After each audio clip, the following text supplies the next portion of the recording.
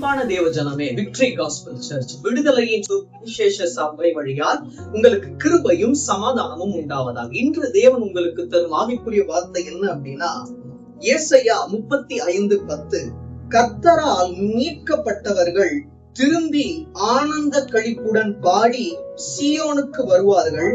நித்திய மகிழ்ச்சி அவர்கள் தலைமேல் இருக்கும். சந்தோஷமும் மகிழ்ச்சியும் அடைவார்கள். சஞ்சலமும் தவிப்பும் ஓடி போகும்.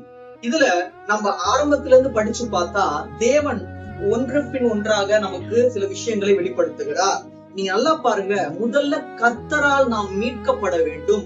அவ்வாறு கர்த்தரால் நாம் மீட்கப்பட்டால் ஆனந்த களிப்புடன் பாடுவோம். யார குறிச்சு? தேவனை குறிச்சு. அதுக்கப்புறம் நீங்க வாசிச்சு பாத்தீங்கன்னா, நித்திய மகிழ்ச்சி அவர்கள் தலைமையில் இருக்கும். நித்தியமாக மகிழ்ச்சி நம்ம தலைமையில இருக்கும். அது மட்டும் இல்ல, சந்தோஷமும் மகிழ்ச்சியும் அடைவார்கள். அவ்வாறாக நம்ம அடைந்து சஞ்சலமும் தவிப்பும் ஓடிப்போம். சஞ்சலமும் தவிப்பும் நம்மளோட வாழ்க்கையில் ஓடி போகும். நித்தமுமாக சந்தோஷமும் மகிழ்ச்சியும் நம்ம தலைமையில இருக்கும். அததான் இன்று உங்களுக்கு தேவன் ஒரு வாக்குத்தத்தமாக கொடுக்கிறார். சஞ்சலம் தவிப்பு அனைத்துமே ஓடி சென்று மகிழ்ச்சியும் சந்தோஷமும் நித்தமுமாக நம்மளோட வாழ்க்கையில் இருக்கும்படியாக தேவன் செய்வார்.